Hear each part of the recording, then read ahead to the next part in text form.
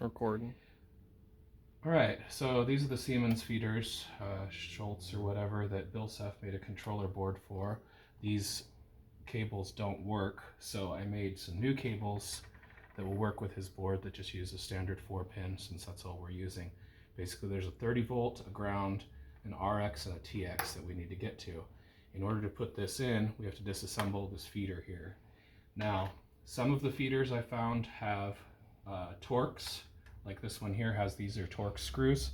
Some of them are Phillips screws, so you should be prepared and have Torx 6 and also a Torx 8, along with, I'm using an Allen that's a 5/64, but I have a feeling it's probably hex. So I'm going to get started and tear into this real quick and give you a walkthrough on how to swap out one of these cables. Okay, so to start with, you need this side plate taken off. This is what we're trying to remove here. There's two different screws. There's small Phillips and there's big Phillips. The big ones have a bigger dent. Smaller ones have a smaller dent. It's pretty easy to know where they are. Don't bother with any of the flathead looking ones. Just skip all those. You're basically just going to go through and take all these out.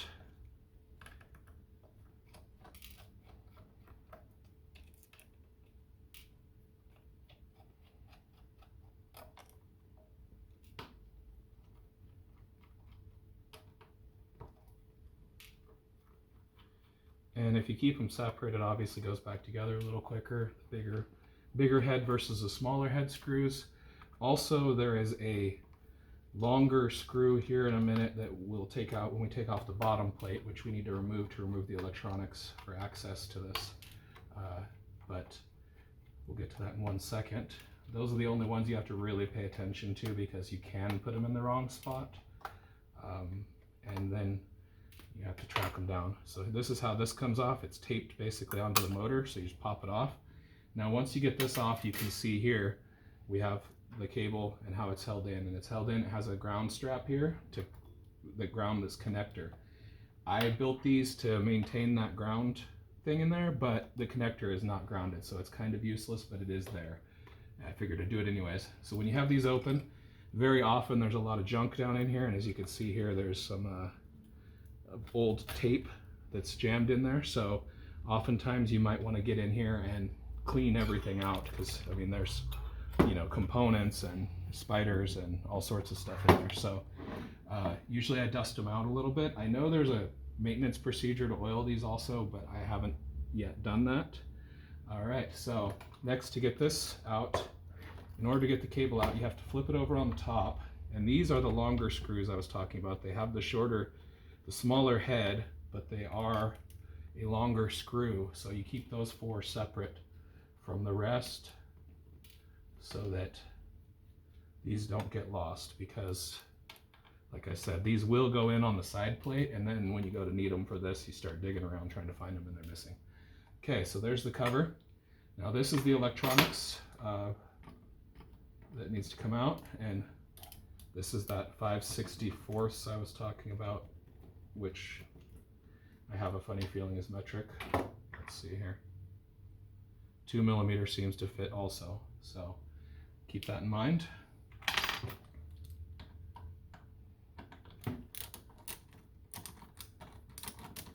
And right here is where you'll see why we needed to take this out. So you pop this electronics out just straight out like that, set it aside.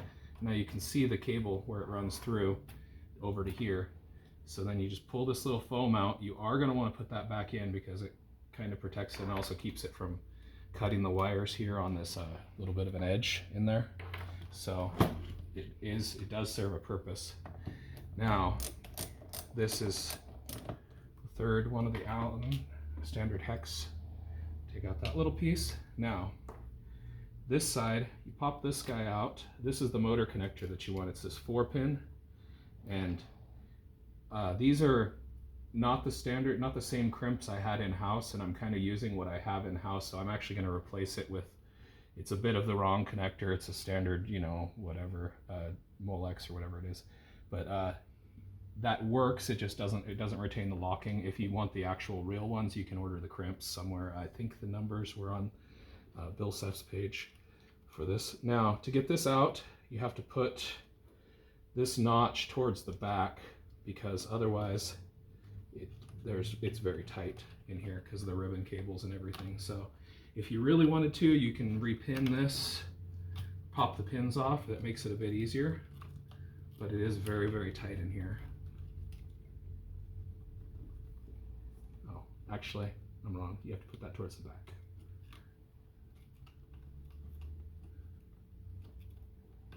There we go.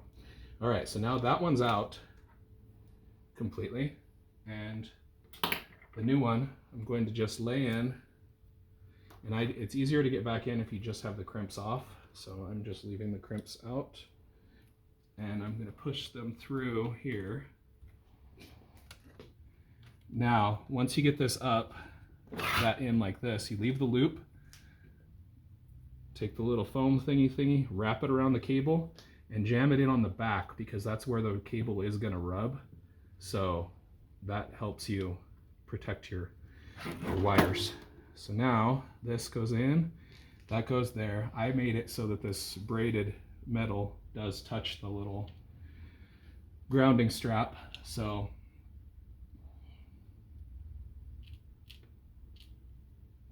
put this one back in.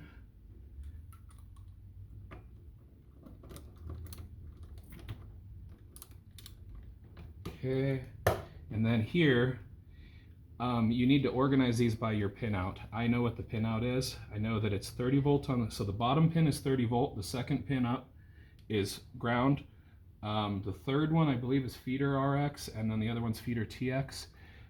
You might want to verify those. It really only matters on your receiving end, but basically Bilsef's board has the same pin out order, so you can just use straight pass through, pin to pin, as long as you have the orientation right. And since I know what I've done a few of these, I already have it kind of organized. So these four go in and they're locked. Now you make sure that the 30 volt is downward. You plug it in there, and then you tuck this around the back like that. And now when you go to put it back together, it's just backwards of that, and now you have a normal connector that'll plug directly into Bilsef's receiving board.